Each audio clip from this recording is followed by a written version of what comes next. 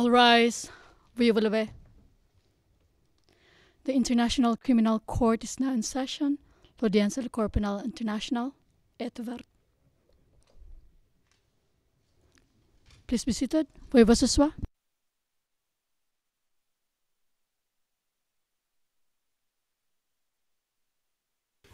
Good morning, everyone. Le président, bonjour. Est-ce que la greffière d'audience pourrait appeler l'affaire, s'il vous plaît?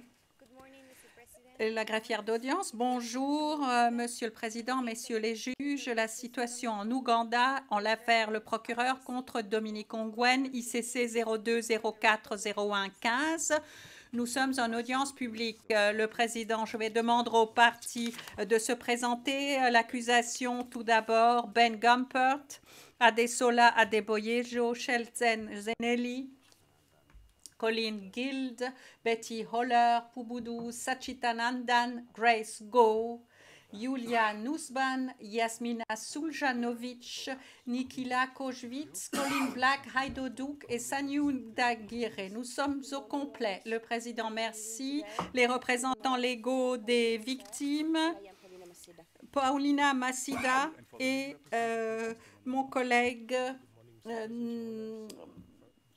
Orchlon Naransensek ainsi que Caroline Walter, le président Maître Manoba, James Mawira, Francisco Cox et Listovel Atto. Merci le président. Et pour la défense avec un micro, s'il vous plaît. Maître Ayena, bonjour. J'ai aujourd'hui avec moi Chief Charles Acheleke-Taku,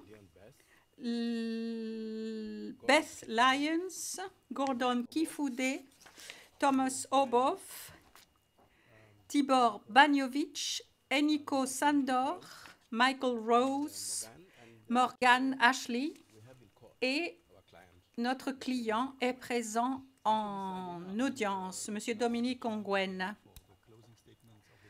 C'est à la défense aujourd'hui de présenter ses arguments de clôture. Je vous donne la parole, Maître Ayena. Merci, Monsieur le Président.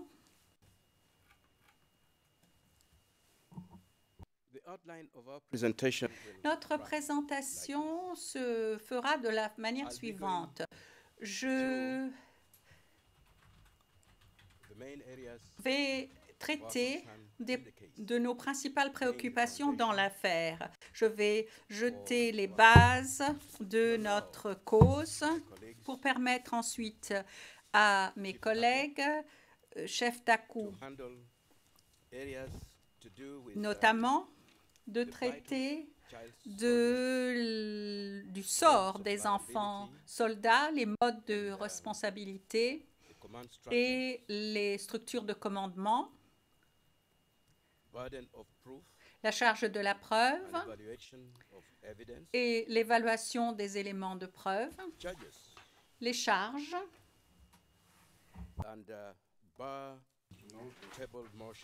et des requêtes que nous présenterons ici en salle d'audience.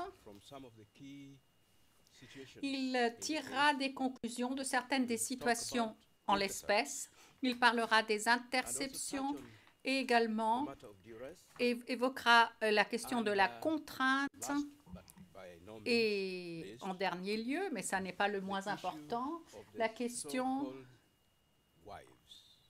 des épouses, entre guillemets. Ma collègue Beth Lyons traitera de la question des droits à un procès équitable. Elle traitera également de la charge de la preuve, certains des aspects, en particulier s'agissant des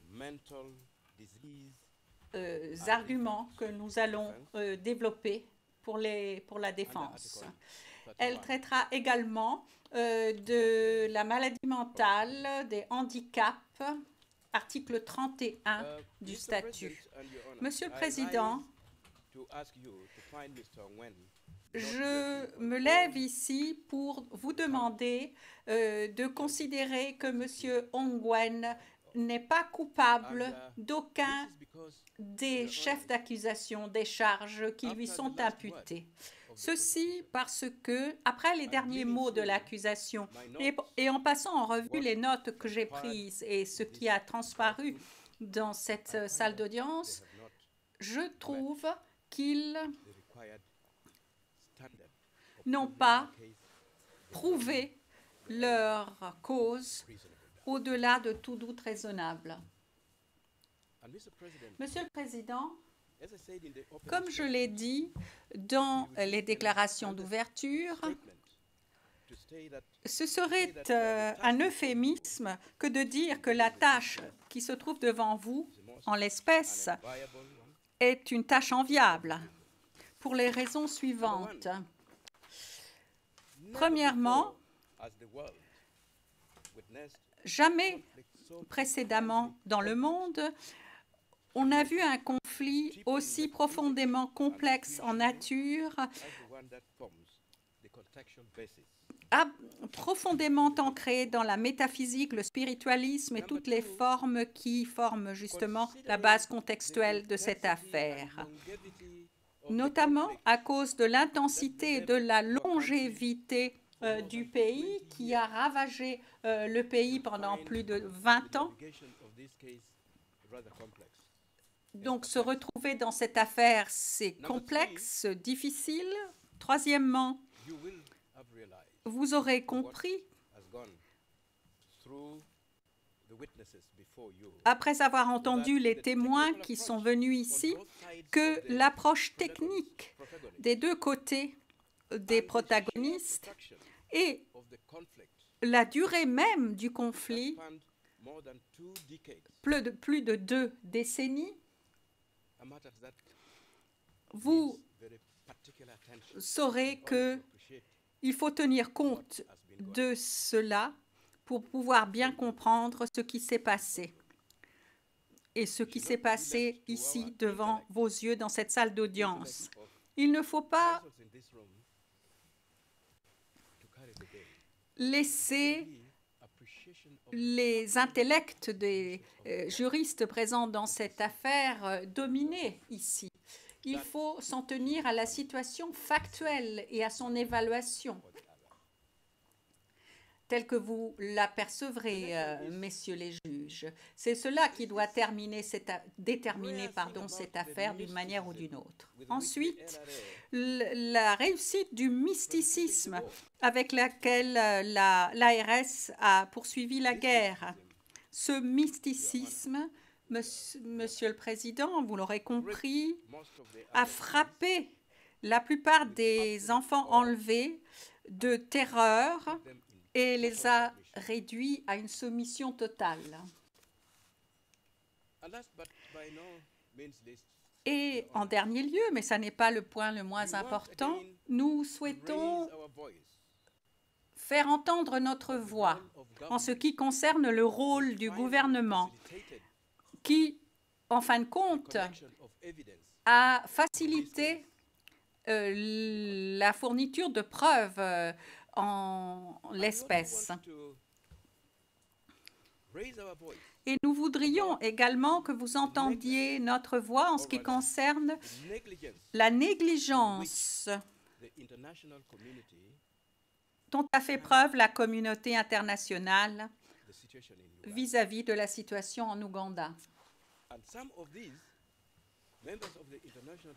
Et certains membres de la communauté internationale ont en fait aidé de manière active le gouvernement ougandais, lui ont permis de perfectionner sa machine de guerre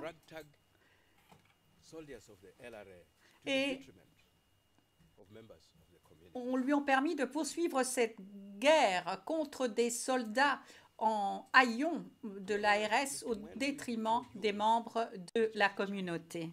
Bon, l'accusé devant vous, Monsieur le Président, n'était qu'un enfant lorsqu'il a été enlevé. Il a été brutalisé et il a été transformé en une machine de guerre sans plus aucun libre arbitre. C'est une victime, comme d'autres anciens enfants soldats qui ont réussi à prendre la fuite et qui sont maintenant des participants dans cette salle d'audience en tant que victimes. Messieurs les juges, quelle que soit la décision qui sera prise en l'espèce, M. Ongwen a droit à toutes les circonstances atténuantes qui ont été accordées aux autres victimes. Il est lui-même une victime. Et je crois que ce point n'est pas contesté par l'accusation. Et il n'a pas été contesté non plus par les représentants des victimes.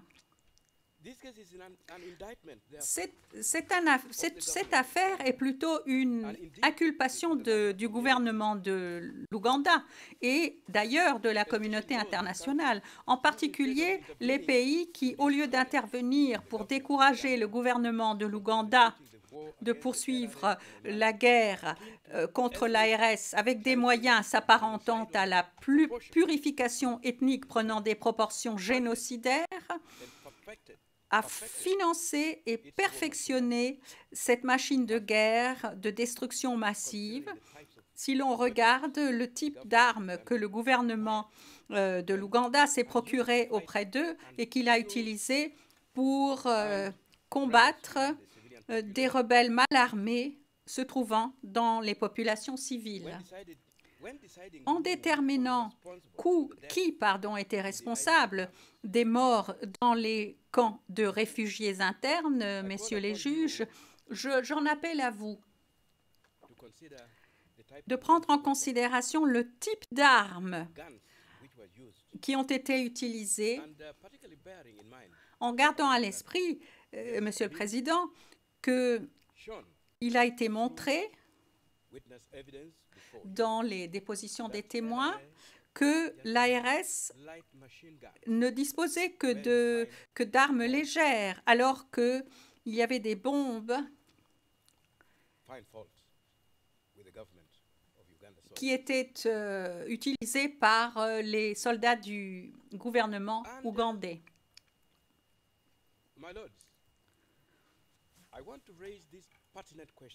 Et, messieurs les juges, je voudrais soulever cette question pertinente qu'il faut garder à l'esprit lorsque vous examinerez cette affaire. À part les questions préliminaires ayant trait aux violations du droit à un procès équitable, vous êtes appelés à déterminer si, premièrement, l'accusé est bien une victime, a bien la qualité de victime, bien que je viens de dire que cela ne soit pas contesté. Deuxièmement, si, après avoir été enlevé à l'âge de 9 ans, qui a passé environ 27 ans au sein de l'ARS, est-ce que M. Ongwen, tout d'un coup,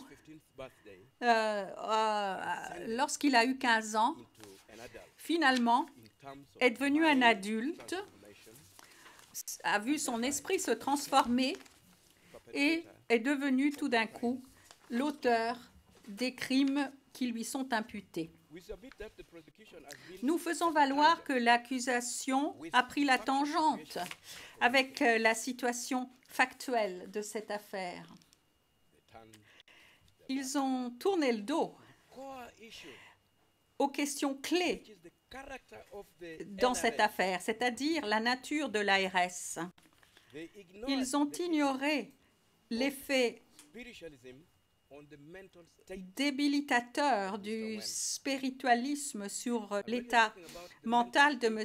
Ongwen. Et lorsque l'on parle de l'état mental, malheureusement, ils pensent que ce qui est pertinent, la période qui est pertinente pour évaluer l'état mental de M. Ongwen est la période où il aurait commis les crimes, c'est-à-dire la période couverte par les charges.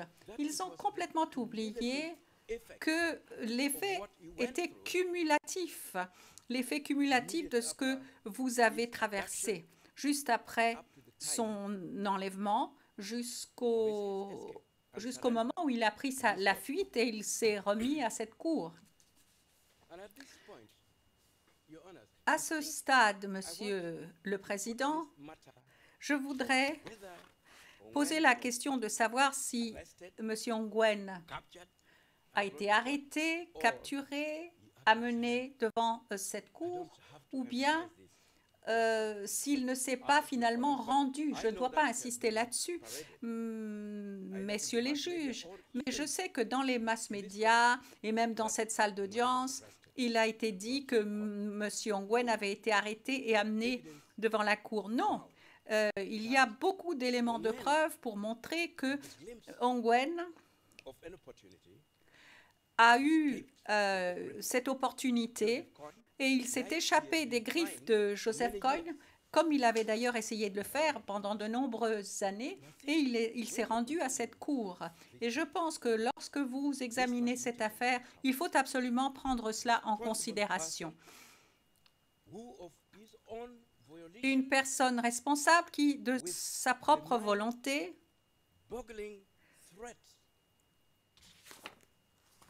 à cause des menaces épouvantables de Joseph Coyne au sujet de la CPI, eh bien, malgré cela, décide de sortir de la brousse et de se rendre. Ça n'a pas été fait par Joseph Coyne et par les autres, même ceux qui sont morts, mais qui, avant leur mort, avaient eu la possibilité de se rendre.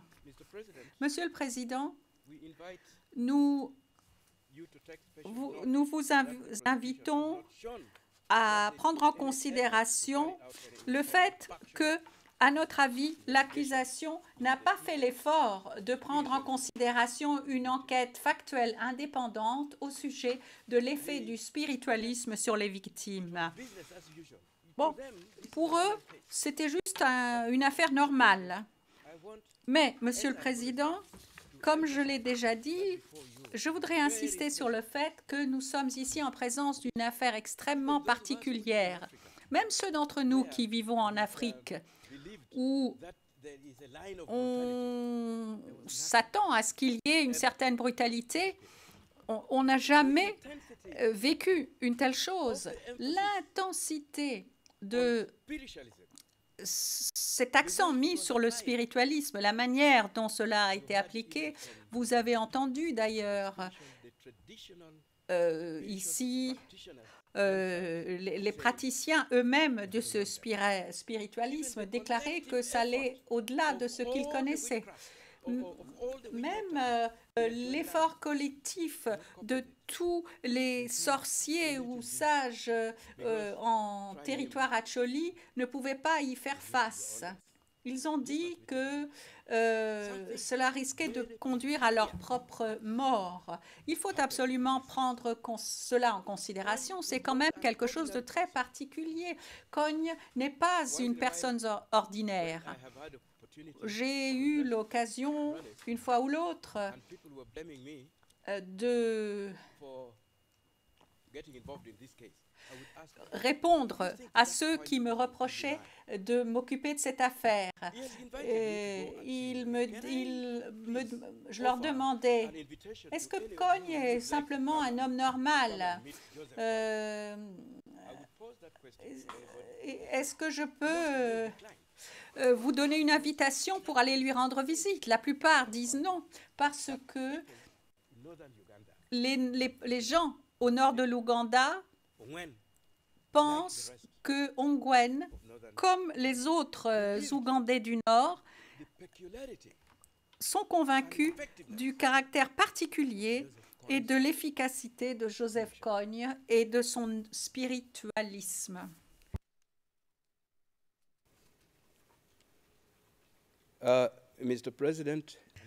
Monsieur le Président, Messieurs les juges,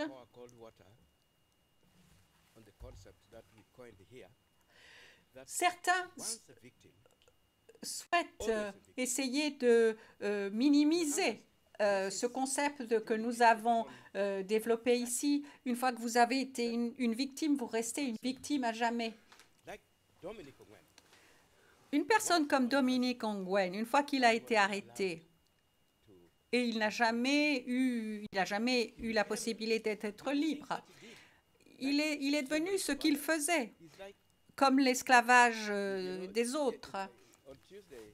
Mardi, M. Gompert a utilisé une expression très intéressante. Il a dit c'est une société où les gens se mangent entre eux.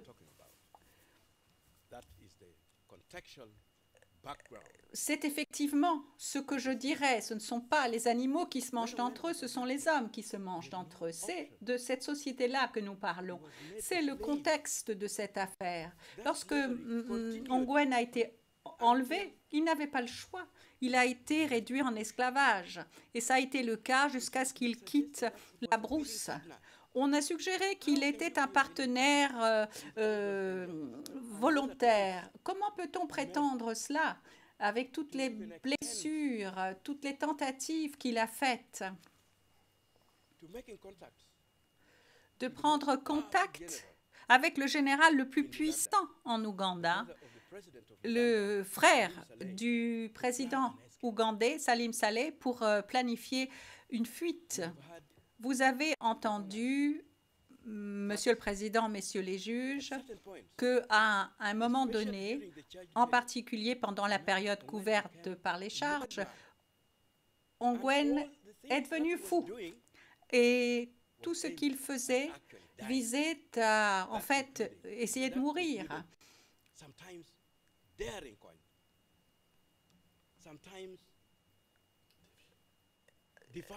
Quelquefois même de défier Cogne.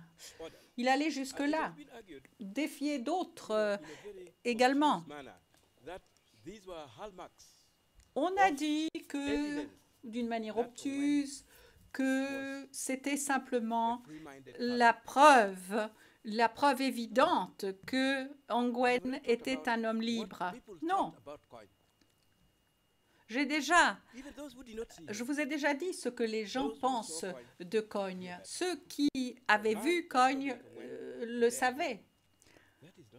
Pour un homme comme Dominique Ongwen, défier Cogne, non, ça n'est pas normal. C'est le comportement d'une personne avec des tendances suicidaires.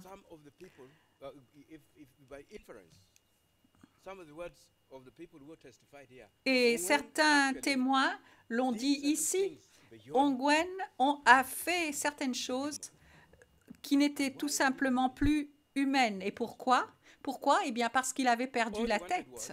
Tout ce qu'il voulait, c'est de se débarrasser de ces souffrances humaines autour de lui. Il voulait mourir. Et à mon avis, ça, c'est le comportement d'un fou. Ongwen did not have a mind of his own. Ongwen n'avait plus son libre arbitre. Messieurs les juges, vous avez devant les yeux plusieurs questions juridiques épineuses. Premièrement, comment est-ce que la responsabilité individuelle doit être traitée dans le contexte de la contrainte et de la victimisation collective? Vous avez entendu, messieurs les juges, que une des choses qui était faite quand quelqu'un essayait de s'échapper, eh bien, c'est qu'on vous suivait jusque dans votre village et que l'on tuait tout le monde dans le village, les parents, les voisins, etc., etc. Deuxièmement, et c'est une autre question juridique, est-ce que on a pris en considération le fait que l'accusé a été élevé dans un environnement coercitif d'une extrême brutalité sans précédent dans l'histoire moderne? Est-ce qu'on peut rendre la justice pour l'accusé, qui est lui-même une victime, et pour les victimes des crimes qu'il aurait commis? Les crimes de guerre ont été jugés par le passé. On a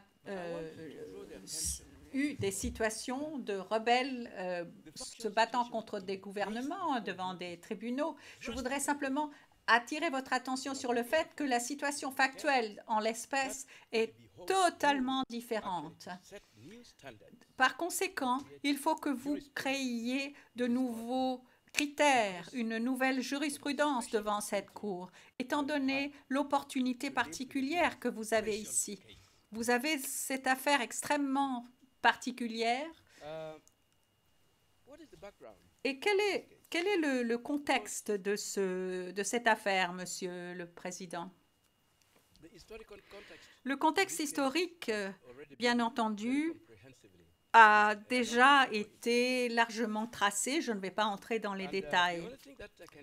Autre chose que je pourrais dire, Monsieur le Président, nous faisons valoir que cette affaire ne peut pas être évaluée correctement sans prendre en compte le caractère complexe et politique de la victimisation de M. Ongwen. La construction politico-militaire complexe autour de M. Ongwen. Joseph Coyne, dans son délire, pensait qu'il se battait, qu'il menait une guerre politique pour chasser le gouvernement de l'Ouganda. Monsieur le Président, d'après les dépositions de beaucoup de témoins, il est clair que les objectifs politiques de Joseph Coyne de renverser le gouvernement de l'Ouganda, eh bien, c'était des objectifs qui n'étaient clairs pour personne, même pas pour Dominique Ongwen. Il changeait constamment de position et puis finalement, il s'avérait qu'il était là surtout pour sa propre survie, mais que pour survivre, comme on dit,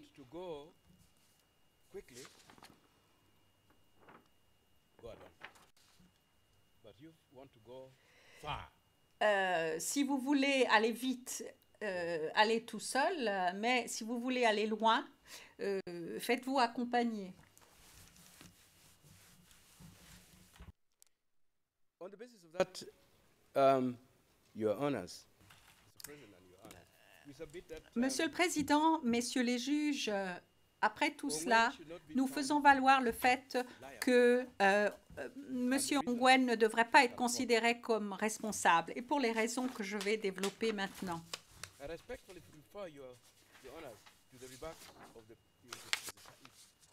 Je vous renvoie, Monsieur le Président, aux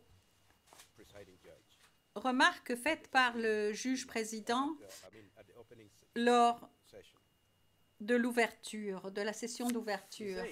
Il a déclaré, page 1, enfin, nous en sommes dans la transcription à la minute 24-25, page 7 et 8.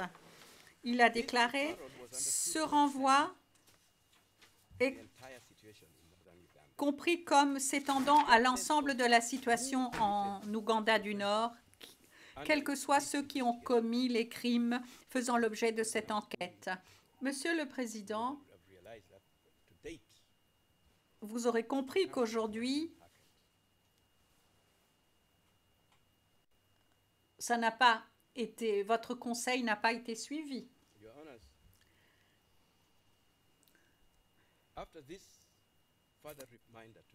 Monsieur le Président, après ce nouveau rappel aujourd'hui,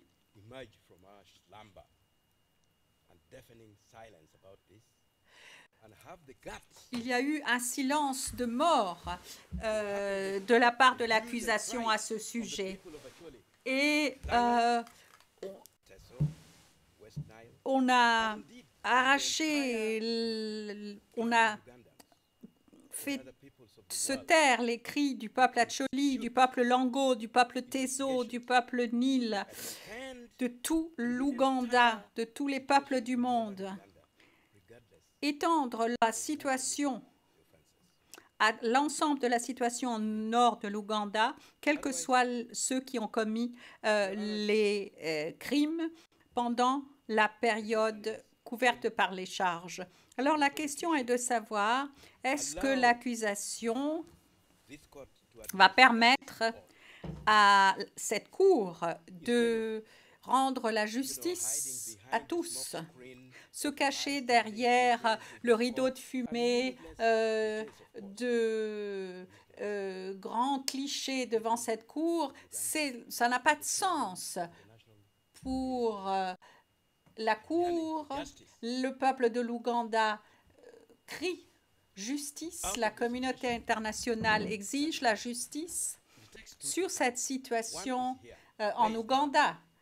Il faut être deux pour danser le tango. La première personne est ici, où se trouve le deuxième partenaire.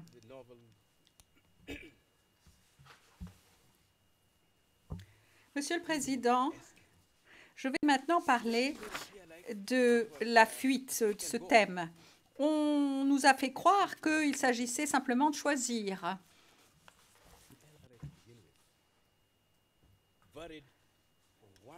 Bon, cela variait d'une personne à l'autre selon l'individu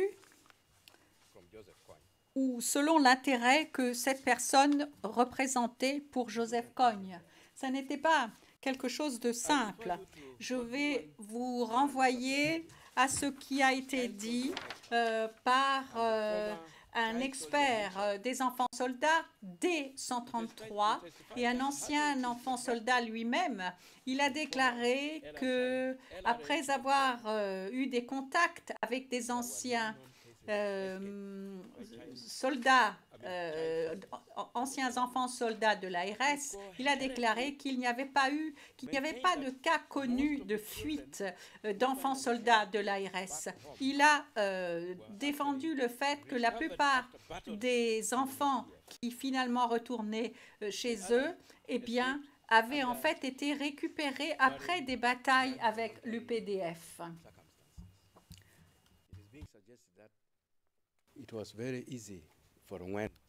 On essaie de donner l'impression qu'il était très facile pour Ongwen de fuir, sans tenir compte du fait qu'il se trouvait dans une situation où que eux aussi se trouvent dans des situations difficiles. Ongwen semble avoir été un enfant spécial parce que tous les enfants qui avaient été enlevés à son âge, rien ne prouve que ces enfants-là aient gravi les échelons et occupé des postes de commandement comme Ongwen. Et l'accusation essaie de démontrer que comme c'était un homme brutal, d'ailleurs, messieurs les juges, vous avez entendu brosser un tableau de Dominique Ongwen, qui il était, que ce Dominique Ongwen, en réalité, s'était efforcé de protéger la population civile. Je rappelle particulièrement le cas de Lukodi, où des éléments de preuve ont été présentés pour démontrer qu'après avoir envoyé ses soldats récupérer de la nourriture à Gwendia, qu'il a appris en écoutant la radio FM, Mega FM, que ses soldats avaient été impliqués dans cette attaque sur Lukodi et que des gens y avaient trouvé la mort. Il les a vite répudiés et d'ailleurs c'est ce qui figure au dossier de l'affaire. Donc ce n'est pas la personnalité de quelqu'un qui est brutal, qui aurait été promu parce qu'il était brutal. C'est plutôt le contraire qui est vrai.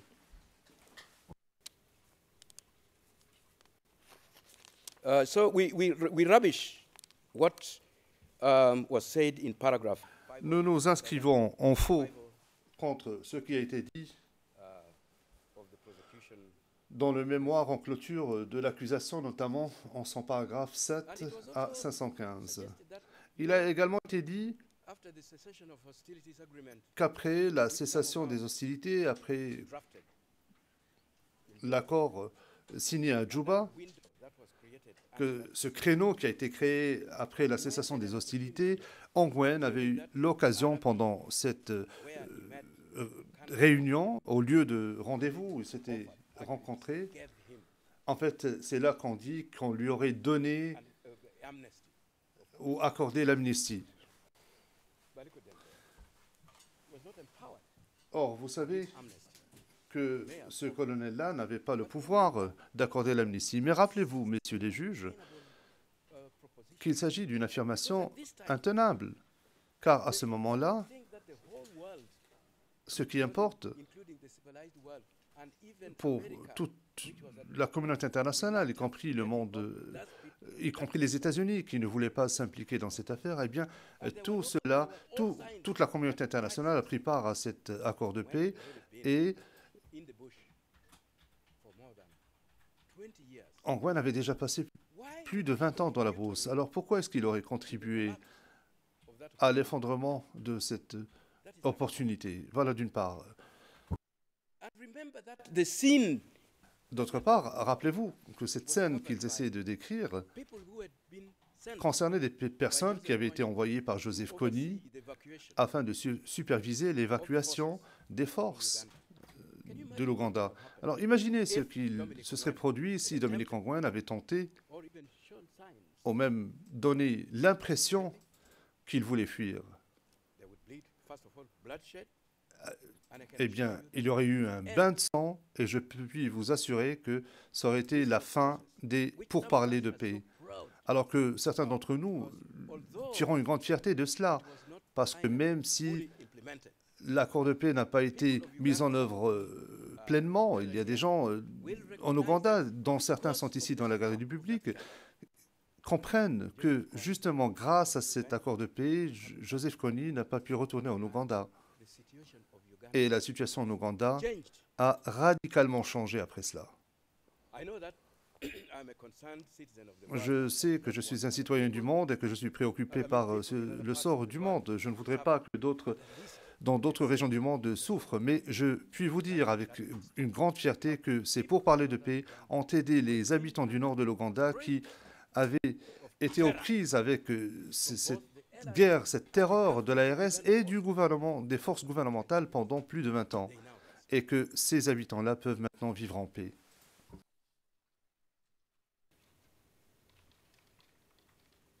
And Mr. President, you see, it's not as if Ongwen did not try. Monsieur le Président, Monsieur le Juge, ce n'est pas comme si Dominique Ongwen n'avait jamais tenté de fuir. Very poignant occasion. En effet, à une occasion très particulière, He was, while he had opportunity, il a eu and this opportunity, cette occasion de fuir, et je voudrais que cela soit compris dans son in the contexte. LRA, it was always a question Dans of l'ARS, opportunity. il était toujours question d'opportunités, de créneaux, When et s'agissant d'Ongwen, quelle that presented, a été la meilleure possibilité pour lui de fuir? Eh bien, la réponse, messieurs les juges, est que le meilleur moment, la meilleure occasion qui s'est offerte à lui, the case of many others, à l'instar de ce qui s'est passé dans le cas d'autres personnes, c'est quand il était à l'hôpital de campagne. Salim Saleh Salim Saleh found time a trouvé le temps de prendre contact avec from lui. records. D'après les informations dont nous disposons, Dominique Ongwen Some of his a envoyé quelques-uns de ses soldats pour prendre langue avec Salim Saleh. I think he was let down. Malheureusement, c'était en vain. You know, this was discovered to his detriment. Cela s'est su après coup The cause of et ça lui a nui et ça a changé le cours de sa vie.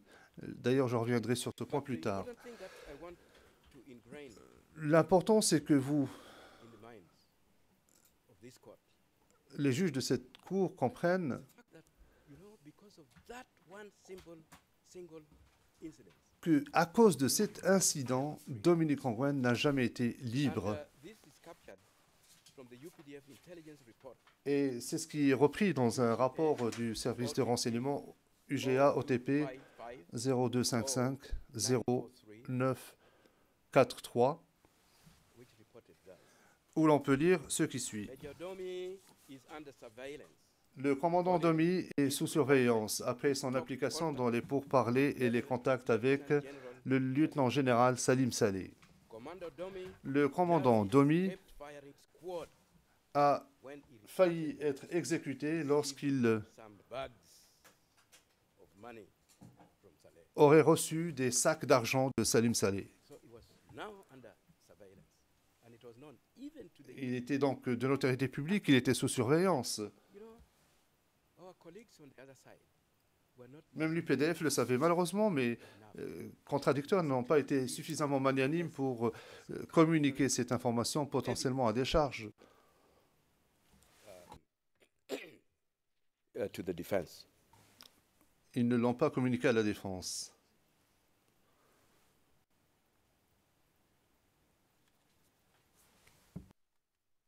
Mr. President, and Your Honors, I'll touch Monsieur le Président, Messieurs les juges, j'aborderai brièvement closing brief. le mémoire en clôture de I l'accusation. regret, Your Honors, to have to say J'ai le regret d'avoir à dire que l'accusation somebody investigated your n'a pas enquêté de façon minutieuse dans l'affaire qui vous intéresse. instead of combing the villages of the Au lieu areas of modern de of northern Uganda for credible witnesses, chercher dans les villages the way we did, concernés dans le nord de l'Ouganda pour des témoins crédibles, comme nous l'avons fait, à l'évidence, l'accusation ne l'a pas fait. On n'a qu'à penser à la liste de témoins ayant comparu devant vous. they basically went and sat in the comfort of their hotel. Ils sont allés à Goulou et dans le confort depuis leur chambre d'hôtel, ils se sont contentés de rassembler des rapports de services de renseignement Person du gouvernement. connect them was Et la personne la plus fiable Colonel, était Ochira. a colonel in the UPDF. Ochira qui était colonel au sein de l'UPDF, rappelons-le. Alors comment peut-on Lie. se fier à des éléments de preuve collectés par A government un colonel qui était au service de l'État, to ensure qui aurait somebody tout fait found guilty. pour que l'on condamne Your Honors, l'accusé. consider Monsieur le Président, Messieurs les juges, est-ce que vous pouvez imaginer what went in the minds of former ce à quoi elected a pu penser people ou were ont now pu penser under des personnes qui avaient été enlevées et qui of the sont UPDF and sous the la government surveillance of Uganda, maintenant de l'UPDF et du gouvernement ougandais. Colonel Ochira played Et an important role. rappelez-vous aussi que le colonel Ochira a joué un rôle important dans tout cela. Say anything Est-ce que vous pensez que ces personnes viendraient dire autre chose que would please Colonel Ochira ce qui aurait plu au colonel Ochira, would not compromise ou, their security. disons les choses autrement, qui ne compromettrait pas leur sécurité? Évidemment, ils ne vous diraient pas ce genre de Even choses. under serious cross-examination, Même après un contre-interrogatoire rigoureux, ils ne dévoileraient jamais ce genre d'informations. it is a matter of consideration, Your Honors. I have Messieurs les my juges, own value system, j'ai mon propre système de valeurs et je suis sûr que vous avez le vôtre. but it is worth reminding you Mais il convient de vous rappeler, messieurs les juges, wherever you find the hands of Ochira, Colonel que Ochira, là in où the collection il y a une of intervention rubbish, du colonel Ochira dans la collecte des éléments de preuve, eh bien, without stain. ne prenez pas cela en considération parce que ce sont des éléments de preuve contaminés qui ne valent pas grand-chose. The dog J'ai déjà rappelé l'expression utilisée par l'accusation, un monde où les chiens se mangent entre eux, expression que je trouve par ailleurs très intéressante. and consider that you know the community of northern Uganda is just Et emerging. pensez-y, la communauté du nord de l'Ouganda vient tout juste de sortir d'une période, d'une guerre traumatisante. Les membres de cette communauté, Any member of that community tous les membres de cette communauté, s'ils étaient en présence d'un colonel, est-ce que vous pensez qu'une say otherwise. telle personne dirait autre chose que ce que le colonel voudrait qu'elle dise? No, Eh bien non. he frightened them just like Ces témoins seraient effrayés. for those who liked literature in the government inspector who you know cowered a child into going to bring savez, him rum, going to bring him food, Pensez à because cet they say, inspecteur for me, qui attrape un I look enfant still qui like avait fugué in the bush. If et qui fait peur à cet enfant, qui dit à cet enfant, il y a un homme dans la brousse, si vous ne m'apportez pas ceci et cela, si vous ne m'apportez pas de la nourriture, eh bien, je saurai où vous trouver.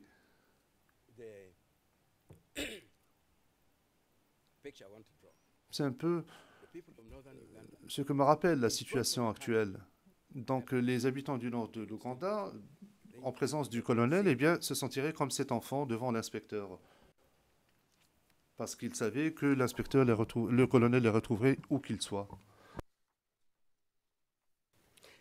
For instance, Your Honors, Monsieur le Président, Messieurs les juges, that the prosecution should have actually gone to any length l'accusation aurait dû they were bringing to court, s'efforcer de savoir que la personne search his background, qu'elle a to know his age, accusée, elle aurait dû connaître son âge, comprendre quelque chose à son sujet pour pouvoir évaluer au moins son âge. Or, l'accusation n'a rien fait. and I can assure you, the prosecution Et je peux vous le dire avec assurance que l'accusation s'est simplement fondée sur des documents provenant d'autres sources plutôt que de diligenter leurs propres enquêtes, comme nous l'avons fait, nous. and you see, the other thing is Voyez-vous, il y a autre chose. sexual and gender-based La violence question des violences sexuelles et sexistes, les crimes sexuels et sexistes, is crucial. c'est une question qui est fondamentale, qui est essentielle, est au cœur de cette affaire.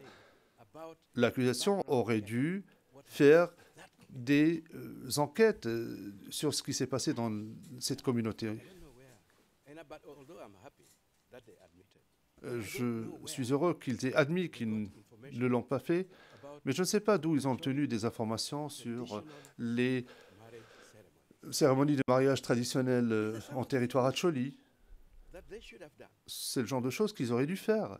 because they were saying these people got married. L'accusation nous a dit ces personnes se sont mariées dans la brousse. Or, hier, ils nous ont dit Marriage ceremonies. il n'y a pas eu de cérémonie de mariage. Pour valider, Our case theory about sex enfin, c'est ce qui valide notre thèse s'agissant des crimes sexuels et sexistes. C'est-à-dire qu'il n'y a jamais eu de mariage in the bush. dans la brousse. And since it was for them, Et comme c'est à l'accusation qu'il incombait de prouver qu'il y a eu des mariages dans la brousse, there was no et alors que maintenant ils sont en train de dire qu'il n'y a jamais eu de cérémonie, on n'a jamais officialisé quelque mariage que ce soit dans la brousse, they turn around and say, par conséquent, comment peuvent-ils dire aujourd'hui que parmi les crimes reprochés à l'accusé, there was forced marriage. tels que prévus par le statut de Rome, il y a eu des mariages forcés. Your Honor, Monsieur le Président, Messieurs les juges, to expunge je vous exhorte that charge.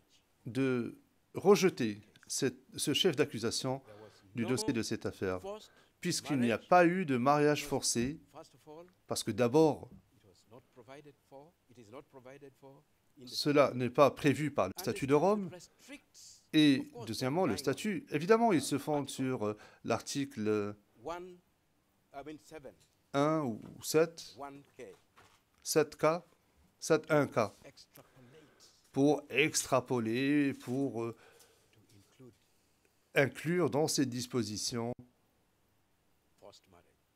le mariage forcé. If a careful Monsieur le Président, Messieurs les juges, si vous lisez attentivement cette disposition, that article, and cet then the article, elements et of crime, que vous le comparez aux éléments de crime, which has expounded on it further, que je développerai plus tard, intention vous comprendrez alors que l'intention premise des rédacteurs du statut de Rome that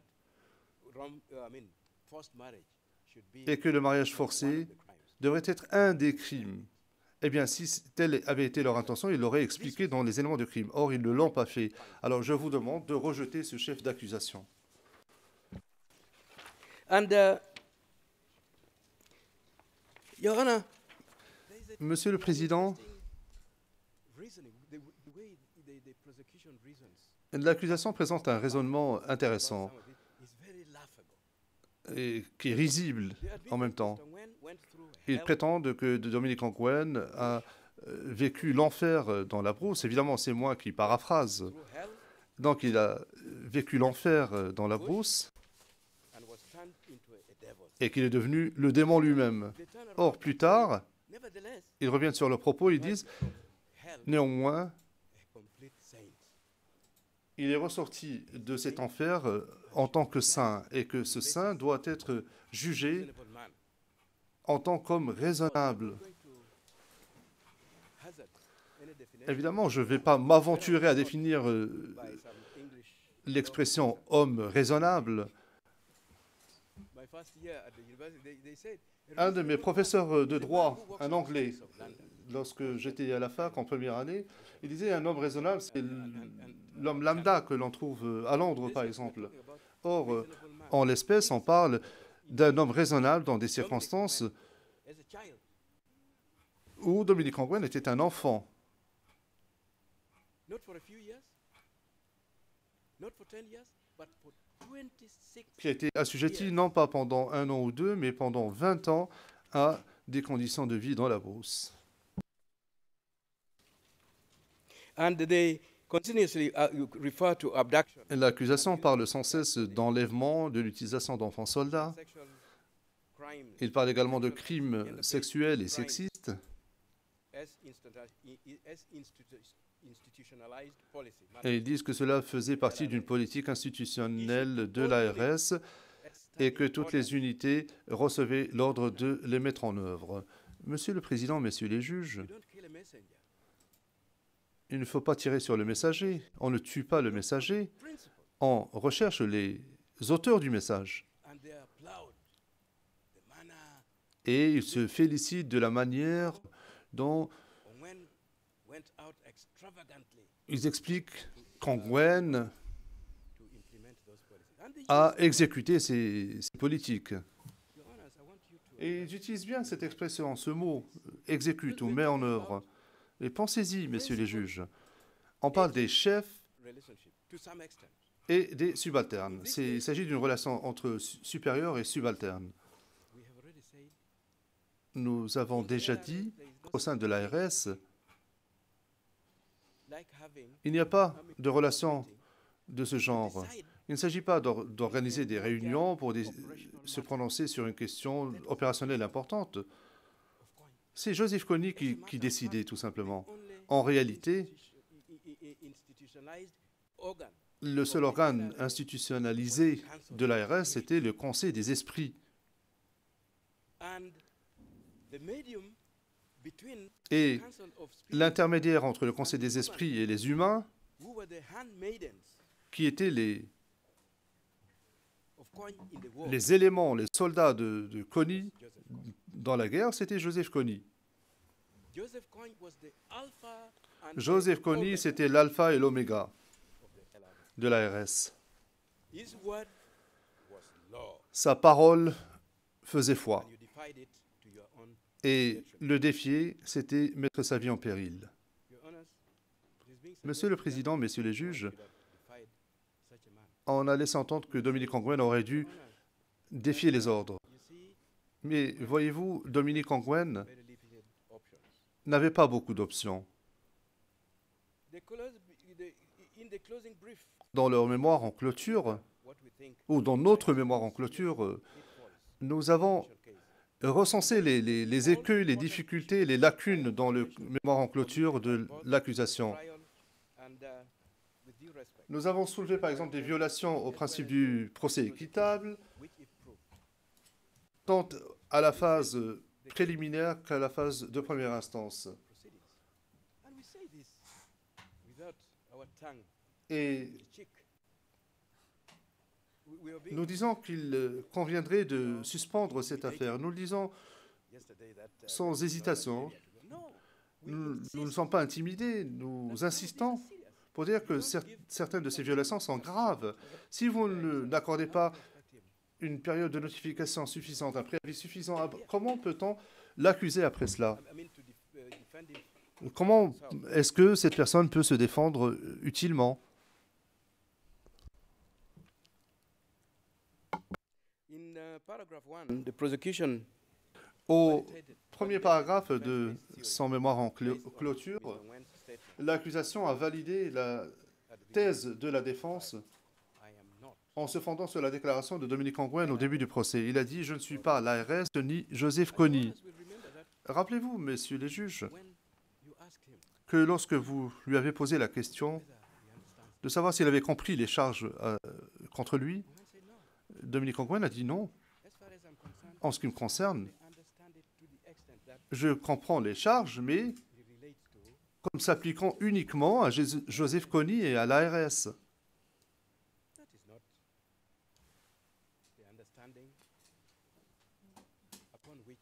Ce n'est pas une compréhension qui permet de juger quelqu'un.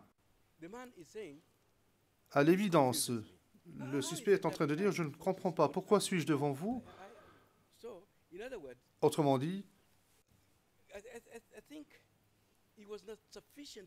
il n'a pas été suffisamment notifié des charges, de son rôle, du rôle qu'il aurait joué. Et quand vous pouvez le lire, messieurs les juges, les charges qui lui sont reprochées sont le produit d'un ratissage très large qui a semé la confusion. Ils disent que nous ne comprenons pas. Ils ont tenu des propos, en tout cas, ils ont dit que la défense ne comprend pas bien la situation. Non, non, non, c'est plutôt le contraire. C'est l'accusation qui a mal compris de quoi il retourne. La confusion règne au sein de l'accusation. Si vous examinez, messieurs les juges, les charges et les accusations dans le mandat d'arrêt, eh bien, elles sont radicalement différentes de ce que vous avez devant vous aujourd'hui. Si vous examinez les charges qui ont été présentées à l'encontre des 5 commandants de l'ARS, eh bien, la plupart de ces charges concernaient les supérieurs de Dominique Ongwen. Mais lorsque Dominique Ongwen s'est retrouvé dans cette salle d'audience,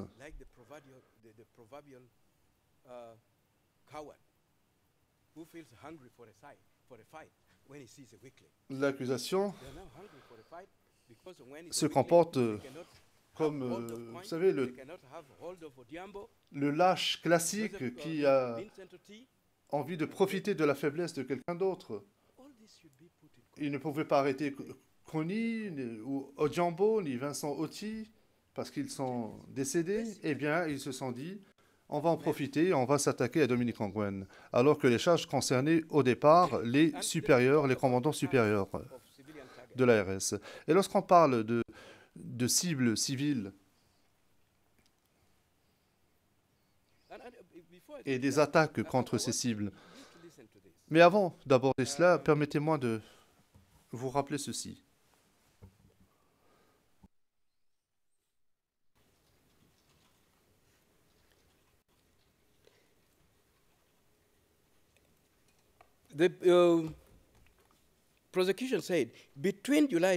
L'accusation a dit qu'entre juillet 2002 et décembre 2005, l'armée de résistance du Seigneur a fait des milliers de victimes innocentes parmi les civils en Ouganda. C'est une déclaration de l'accusation. Alors, quel est le rôle qu'a pu jouer Ongwen dans cela? Comme je l'ai dit précédemment, Dominique Ongwen était un des pions de l'ARS. Et comme nous l'avons expliqué également, agissait tout le temps sous la contrainte.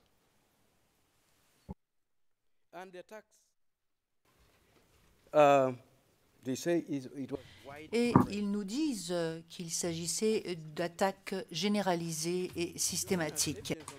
Messieurs les juges, nous avons des preuves qui font partie du dossier et qui prouvent que les attaques étaient en fait sporadiques, tout à fait sporadiques. Il ne s'agissait pas d'attaques généralisées et systématiques.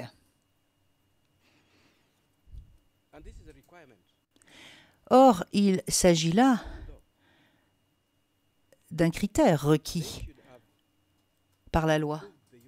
Ils auraient dû prouvé au-delà de tout doute raisonnable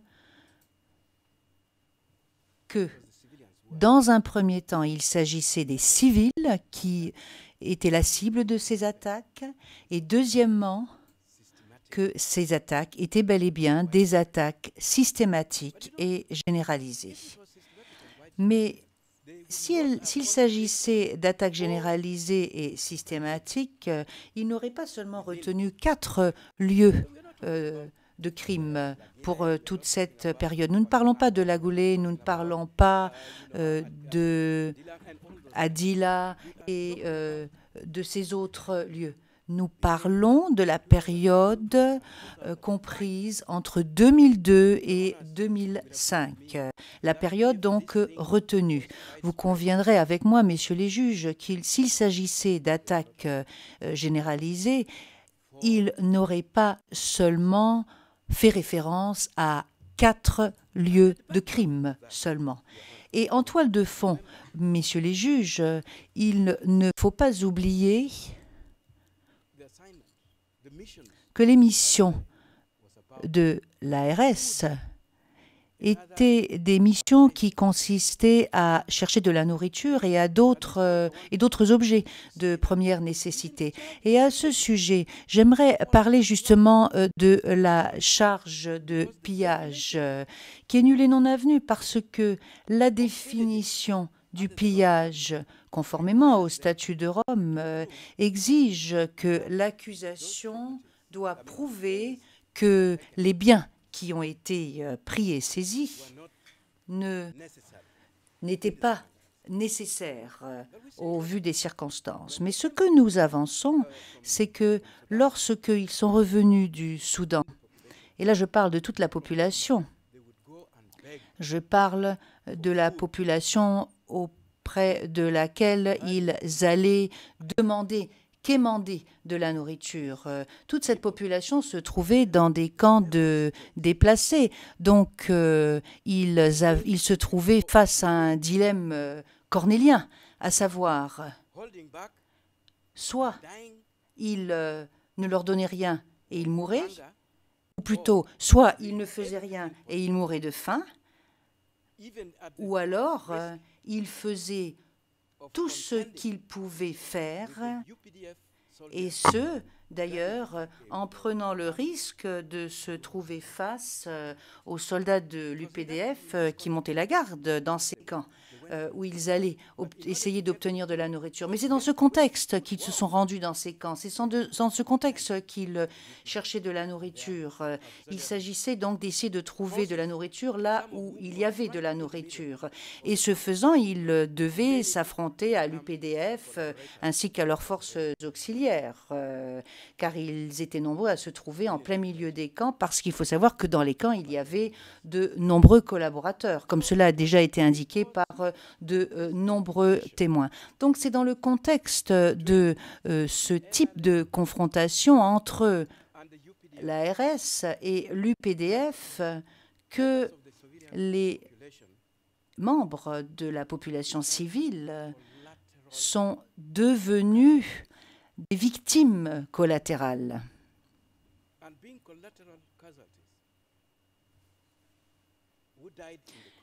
Et en tant que victime collatérale, elle mourait dans ces tirs croisés. Et je dois vous dire d'ailleurs à ce sujet que je peux revenir sur la façon maladroite dont l'accusation a diligenté ces enquêtes. J'en veux pour preuve leur échec à présenter ou à demander des éléments de preuve médico-légaux. Mais je pense par exemple à quelque chose qui avait été fait à Loukodi, par exemple. Là, il y a eu des informations sur la façon dont les décès se sont produits dans ces camps de personnes déplacées. Nous avons des éléments de preuve judiciaires et médico-légaux qui portent sur la situation de Loukodi. Et il a été, par exemple, placé dans le dossier qu'il y a eu des obus qui sont tombés près des camps pour personnes déplacées. Mais il faut savoir que, par ailleurs, lorsque vous avez un AK-47, par exemple, il y a des munitions d'AK-47, par exemple, qui ont été également trouvées près des casernes où il y a eu justement combat entre l'ARS et l'UPDF. Donc il faut savoir que l'ARS a mené combat et des preuves de ces combats ont été trouvées près des casernes. Mais où trouvez-vous les gros obus, par exemple? Lorsque vous les trouvez, ces obus, par exemple, la seule conclusion que l'on puisse dégager est que cela avait été lancé par l'UPDF. Et c'est donc l'UPDF qui a tué des gens à Lukodi. Et vous pourrez tirer la même conclusion que moi. Mais n'oubliez pas, messieurs les juges, que les personnes qui faisaient partie de la brigade de Signa et qui sont finalement revenus auprès de Dominique Ongwen et qui ont dit à Dominique Ongwen justement qu'il n'y avait pas eu de mort à Lukodi. Je vous dis cela parce qu'en fait, il n'avait absolument aucune raison de ne pas lui dire qu'il y avait eu des décès parce que la mort, ce n'est pas quelque chose qui effraie et que l'on a peur de relaté à un commandant. La raison pour laquelle ils ne lui ont pas dit cela, c'est parce qu'au moment où ils sont partis de cet endroit, il n'y avait justement pas eu de mort. Donc, qui les a tués après le départ de l'ARS? Voilà certaines des choses qui seront utiles et qui vous permettront de dégager certaines conclusions, messieurs les juges.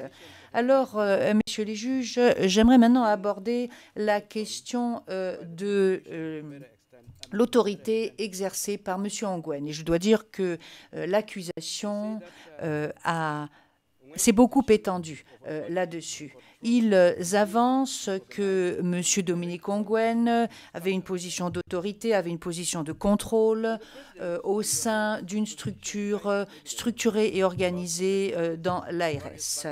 Alors, il faut savoir que l'accusation s'est appuyée sur les éléments de preuve apportés par différents témoins. Et ils nous disent que pendant la période retenue, l'ARS était une organisation structurée, hiérarchisée,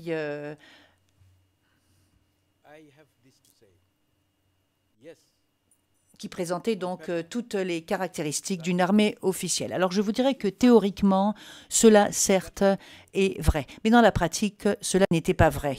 Parce qu'il faut savoir que l'ARS était en fait une organisation où était exercé le contrôle des esprits, le contrôle des forces par le truchement de médiums spirituels. Et en fait, cela passait par la personne qui était l'alpha et l'oméga de l'ARS, à savoir M. Joseph Kony. L'ARS,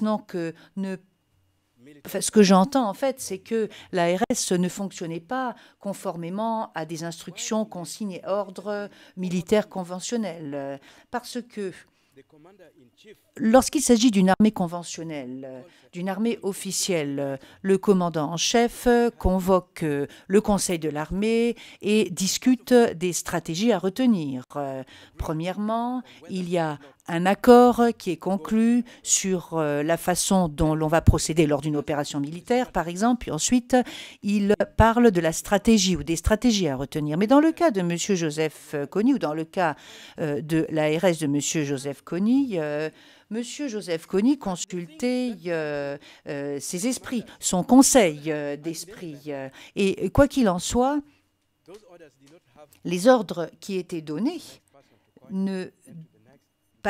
n'étaient pas relayés depuis Joseph Kony vers les instances inférieures. C'est vrai cela, car Monsieur le Président, lorsqu'il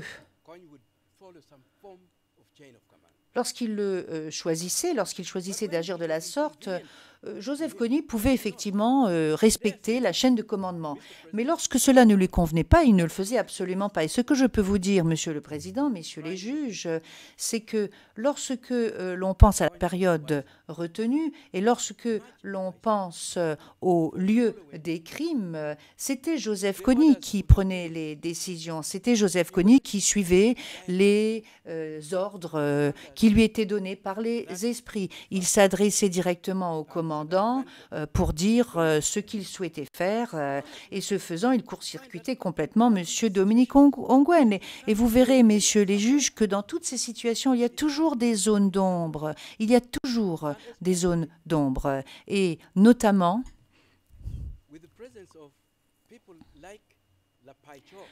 en présence de personnes telles que Lapai Cho et en présence de Ochan Labongo qui gravitait autour de M. Dominique Ongwen. En fait, plutôt que de s'adresser à M. Dominique Ongwen, qui était le commandant de brigade de facto, vous vous rendrez compte que c'était Lapacho qui était présent. Lorsqu'il s'agit d'Odek, par exemple, Joseph Kony voulait véritablement, en quelque sorte, punir ces hommes parce qu'ils ne s'étaient pas bien comportés. Il voulait les sanctionner. Il a choisi quelqu'un d'autre. Et lorsqu'il s'agit justement des soi-disant conversations interceptées, elles ne sont pas fiables, puisque vous savez que lorsque il s'agit de la vie de quelqu'un dont il est question, si la personne est considérée coupable, d'accord, mais avant de la considérer coupable, il faut savoir que la barre a été placée extrêmement haut par l'accusation, et pour l'accusation plutôt. Et encore faut-il que l'accusation puisse prouver les charges au-delà de tout élément de doute raisonnable. Messieurs les juges, alors, M. Ongwen a toujours agi lorsque des ordres lui ont été donnés par ses supérieurs. Il faut savoir, Monsieur le Président, qu'au sein de l'ARS, comme je vous l'ai dit, oui, théoriquement, tout semblait fonctionner, mais ce n'était pas le cas dans la pratique parce que, dans une certaine mesure, Joseph Kony se contentait de copier. Il y a des éléments de preuve qui ont été apportés en la matière, messieurs les juges, car lorsque le président Museveni envisageait des promotions pour des personnes qui faisaient partie qui faisaient partie de son entourage, Joseph Kony faisait exactement la même chose. Lorsque le président Museveni était lieutenant ou était général de brigade, Joseph Kony s'est promulgué général de brigade. Lorsque le président Museveni s'est autoproclamé général, Joseph Kony a fait la même chose. Et puis, il y a eu un moment où l'UPDF n'avait pas de division et l'ARS n'avait pas non plus de division. Mais dès que Monsieur le président Museveni a pris des dispositions pour structurer le système jusqu'à créer des divisions, Joseph Kony a fait exactement la même chose. Et donc, messieurs les juges, je veux vous convaincre d'une chose. Tout cela a été fait dans un but de relations publiques. Il ne s'agissait pas, en fait, de faire en sorte que M. Joseph Kony devait, en quelque sorte, respecter les chaînes de la chaîne de commandement. Et cela doit être interprété en l'état. Et puis il y a autre chose que je souhaiterais vous dire et que vous devriez savoir. Le 21, il me semble que c'est le 21 juillet, ou plutôt le 17 juillet. Monsieur Dominique Ongwen avait été nommé général de brigade adjoint. Mais ou commandant de brigade adjoint, se reprend l'interprète. Mais le 21 du même mois, il y a un document qui a été rédigé par le gouvernement de l'Ouganda, par l'UPDF, et qui donne la liste des 68 commandants les plus importants de l'ARS. Or, vous constaterez que le nom de Dominique Ongwen ne figure pas sur cette liste. Il y a autre chose qui a encore plus d'importance, Monsieur le Président, Messieurs les juges. Le 22 juillet, il est allégué que Vincent Otti a eu une communication par radio avec Joseph Kony. Et lors de cette communication, Joseph Kony lui a posé des questions au sujet des personnes, ou des commandants plutôt, des commandants supérieurs qui n'avaient pas été déployés. Et Dominique Ongwen était justement l'un de ces commandants. Donc, nous en sommes au 22 juillet. Et si le 22 juillet, M. Dominique Ongwen n'avait pas été déployé, est-ce qu'ils peuvent maintenant nous dire à partir de quand Dominique Ongwen n'avait pas été employé en quelque sorte?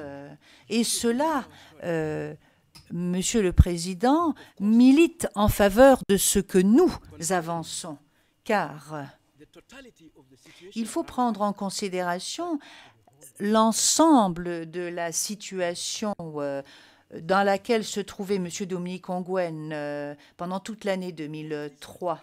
M. Dominique Ongwen n'était pas du tout opérationnel. Il a été avancé de façon absolument ridicule qu'en décembre, le 6 décembre, M. Dominique Ongwen était déjà opérationnel. Mais vous savez, messieurs les juges, le 6 novembre, M. Dominique Ongwen a essuyé des blessures très graves. Il s'agit du 6 novembre 2002. Vous voyez, M. Dominique Ongwen, il a une jambe plus courte que l'autre. Donc, on lui a tiré dessus. Il a eu des fractures multiples. Et c'est la raison pour laquelle il a une jambe plus courte que l'autre maintenant. Alors, avancer que moins d'un mois après ce type de blessure, il était déjà opérationnel, est une preuve de manque de sensibilité. Car même avec le meilleur matériel orthopédique du monde, personne ne pourra me convaincre qu'un homme qui a essuyé de telles blessures aurait pu être en 6 mois opérationnel. Alors, Monsieur le Président, je vais maintenant demander à Monsieur le chef Taku de s'adresser brièvement à vous avant la pause déjeuner. Le Président, je vous remercie, Maître Taku.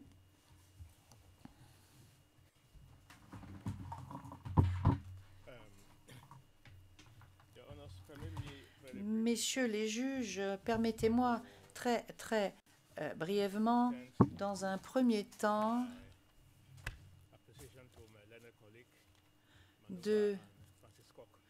d'indiquer ou de présenter mon argument auprès de mon estimé collègue qui a reconnu le statut de victime des témoins de la défense. Et c'est justement ce qu'un véritable professionnel est censé faire devant la Cour internationale. Alors, il faut savoir que le Conseil principal a déjà parlé de la portée de cette affaire que nous avons définie au début de la présentation des moyens à charge, car il ne s'agit pas des actions ou des actes du Soudan, il ne s'agit pas de ce qui s'est passé au Congo ou au Soudan, il ne s'agit pas non plus d'actes isolés. Vous avez entendu des arguments qui ont été présentés au sujet des épouses. Nous prenons bonne note du paragraphe 160 et 174 du mémoire de l'accusation. Dans ces paragraphes, l'accusation a déjà accepté que de nombreux éléments de preuve relatifs aux épouses avaient été présentés, mais ne correspondaient pas à la période retenue pour les charges, et qu'ils n'ont été utilisés, ces éléments de preuve, que pour le contexte. Et bien entendu, vous avez les exemples qui ont été cités par mon estimé confrère au sujet des épouses, et nous avons l'article 56, mais vous savez que la plupart de ces événements se sont produits au Soudan. Mais ce qui a son importance, c'est que l'accusation a également fait état ou avancé des informations au sujet de l'enlèvement des femmes. Il a indiqué que cela avait été autorisé, que M. Ongwen avait enlevé des femmes. Cela figure au paragraphe 104 du mandat d'arrêt amendé. Et nous avançons en fait qu'il n'y a aucun élément de preuve qui permettrait de suggérer que lors de la période retenue, M. Ongwen a enlevé des épouses. Nous contestons cela de façon absolument véhémente, car ils font leur propre déclaration en disant cela. Et de toute façon, cela ne correspond pas à la période retenue pour les charges. Quoi qu'il en soit, il y a eu un cas où cela est vrai. Mais nous le contestons également, parce qu'il a été indiqué que M. Ongwen avait osé désobéir à M. Joseph Kony, et que de ce fait, donc, il n'était plus encadré en quelque sorte par la politique et la structure de l'ARS, et qu'il avait commis ces crimes. Il s'agit même d'une femme qui avait été cachée sous un lit, mais il faut savoir que si nous prenons cet élément de façon isolée, dans le contexte des crimes de guerre, nous nous rendons compte qu'il s'agit d'incidents ou d'événements tout à fait isolés qui ne correspondent pas à la structure et à la période retenue. Alors, il faut savoir également que, eu égard aux charges retenues, eu égard à l'ARS, l'accusation ne peut pas se permettre d'inventer quelque chose en parlant tout simplement d'enlèvement de femmes qui ont eu lieu hors de la période retenue. Tout simplement, nous dit l'accusation, pour indiquer un contexte. Et puis, il faut savoir, dans les paragraphes 100 et 101 de ce qui a été avancé par l'accusation, et là je parle du compte-rendu d'audience de hier, il y a des éléments de preuve qui n'ont pas été avancés.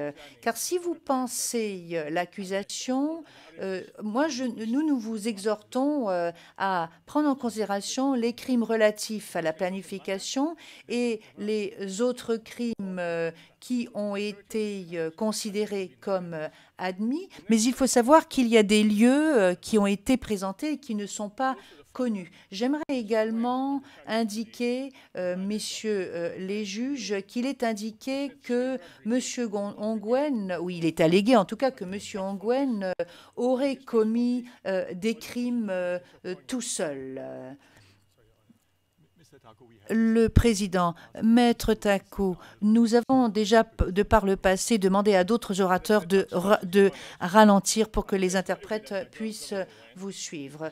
Maître Taku, oui, pour ce qui est des forces dont il est question, il n'y a aucun élément de preuve qui a été avancé suggérant que M. Dominique Ongwen contrôlait les brigades, sa brigade et les autres brigades. Jamais. Même en tant que commandant de bataillon, même lorsqu'il était commandant de bataillon de Sanya ou commandant de brigade. En fait, il faut savoir que l'accusation mentionne seulement M. Dominique Ongwen en oubliant les autres commandants. Et je vous dirais qu'il est indiqué que M. Dominique Ongwen était celui qui dirigeait les troupes. Mais lorsque l'on pense au mode de responsabilité, encore faut-il prouver que M. Dominique Ongwen était un participant. Cela n'a pas été fait, cela n'a pas été énoncé. Et quoi qu'il en soit, l'accusation doit pouvoir, dans leur mémoire et lors de leur plaidoirie, ils doivent pouvoir également faire référence aux combattants qui combattent sous les ordres de Dominique Ongwen, et ils doivent le faire systématiquement. Mais ce qu'ils ont fait, en fait, c'est qu'ils ont créé une sous-catégorie d'arguments. Mais ils l'ont dit. Mais je n'ai pas beaucoup de temps à ma disposition, donc je vais essayer d'être un peu plus concis et succinct. Et messieurs les juges, si vous écoutez l'accusation et la représentation légale des victimes, j'aimerais quand même lancer une alerte, parce que je suis un tant soit peu préoccupée. Car si vous acceptez, messieurs les juges, le récit que nous avons entendu, le récit et les théories de l'accusation, il faut savoir qu'il n'y a qu'une personne responsable, à savoir Joseph Kony. Or, M. Joseph Kony est parfaitement invisible dans cette procédure. Et il faut savoir que Joseph Kony est celui qui parlait aux esprits des victimes, c'est celui qui a parlé à l'esprit de la population du nord de l'Ouganda. C'est celui qui communiquait des messages erronés au monde. Et je pense que le statut de Rome essaie en quelque sorte de rectifier la situation pour ce qui est des enfants soldats. Et je pense en fait qu'il ne faut pas oublier que ces enfants ont été sacrifiés, et ce pour des raisons politiques. Et si vous n'écoutiez pas cela, cela serait extrêmement triste. Les victimes et les véritables victimes, enfin moi je dirais que c'est tout le territoire du nord de l'Ouganda qui est une victime, car en fait il faut savoir que ce sont toutes les personnes qui se trouvent dans cette région et qui sont participants à cette affaire par le biais de la représentation légale des victimes. Dominique Ongwen est également une victime. Alors il est fort fâcheux de constater que lors des arguments qui ont été présentés avant que les charges ne soient confirmées, la défense, justement, avait déposé une écriture demandant que M. Dominique Ongwen soit considéré comme victime, pour que l'on puisse lui accorder le statut de victime. Mais il y a eu de moultes objections et la Chambre préliminaire n'a pas retenu cette idée, sans d'ailleurs fournir de raisonnement. Elle n'a pas accepté cela. Elle n'a pas accepté le fait que Dominique Ongwen était à la fois une victime et un auteur. Or, la notion d'auteur de crime victime a été pour la première fois présentée par le procureur lors de sa déclaration liminaire, et pourtant le statut de victime n'a pas été accordé à M. Dominique Ongwen, car cela a complètement été réfuté par le juge de la phase préliminaire sans qu'aucun raisonnement ne soit présenté. Donc, il ne s'agit pas tout simplement d'une violation du droit à l'équité du procès. Il s'agit d'une autre violation. Et pour ce qui est des mandats d'arrêt, l'accusation avait indiqué qu'il y avait des charges qui étaient prononcées contre Dominique Ongwen et que ces charges ont ensuite été confirmées. Nous avions soulevé des objections. Il faut savoir que tout ce que nous avons énoncé a été complètement ignoré. Il en a été complètement fait fi. Alors, je ne vais pas maintenant aborder la question de la santé mentale. C'est ma consoeur ou mon confrère qui se chargeront de cette question. Mais il y a quand même quelque chose que je souhaiterais aborder avec vous assez rapidement. Il s'agit des éléments de preuve qui sont présentés directement. Ce rapport ou ces rapports de conversation interceptés dont dispose le procureur et sur lesquels d'ailleurs il s'est appuyé, il s'est reposé de façon considérable. Mais il y a une chose essentielle qu'il faut savoir. L'accusation n'a jamais expliqué pourquoi elle avait eu besoin de s'appuyer sur des éléments de preuve qui ont été présentés directement depuis le prétoire, et ce pour essayer d'obtenir une déclaration de condamnation, de culpabilité. Car lorsque l'on présente des éléments de preuve directement depuis le prétoire, on le fait pour des raisons tout à fait différentes. Mais là, le procureur a convoqué des témoins qui se sont exprimés sur les faits. Et donc, vous devez pouvoir évaluer les éléments de preuve présentés par ces témoins avec circonspection du fait de leur propre participation criminelle qui a été reconnue. Prenons un exemple, l'exemple du témoin 205. Il nous a dit que Dominique Ongwen lui avait posé la question pour savoir s'il y avait eu des morts à Lukudi, qu'il avait répondu qu'il n'y en avait pas eu. Et même lorsque Dominique Ongwen le dit à la radio, il dit toujours qu'il n'y a pas eu de décès. Donc ils ont dit à Dominique Ongwen qu'il n'y avait pas eu de victimes et de décès. Donc cela, en fait, prouve, pour ce qui est des témoins à charge, que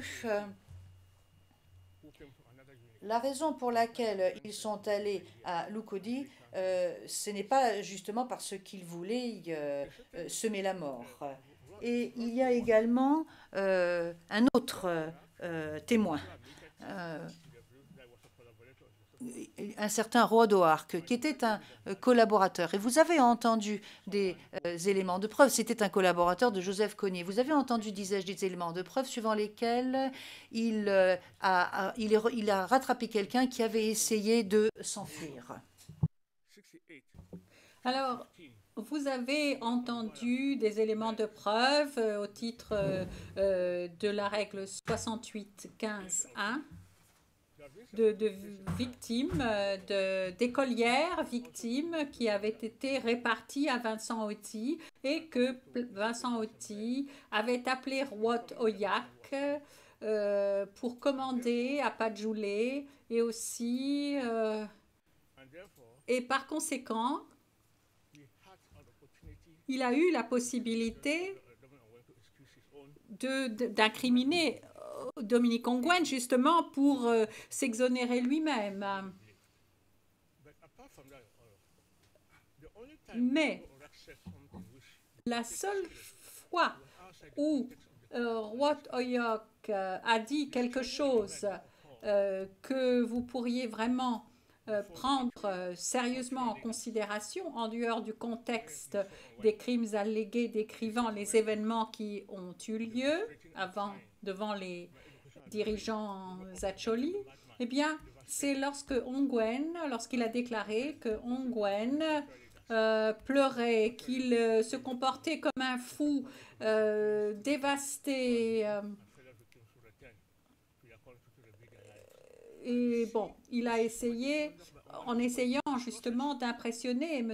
Cogne pour entamer ce processus de paix. Le président. Voilà, justement, vous avez raison, Monsieur Maître Taku. Nous allons faire la pause et nous reprendrons à 11h30.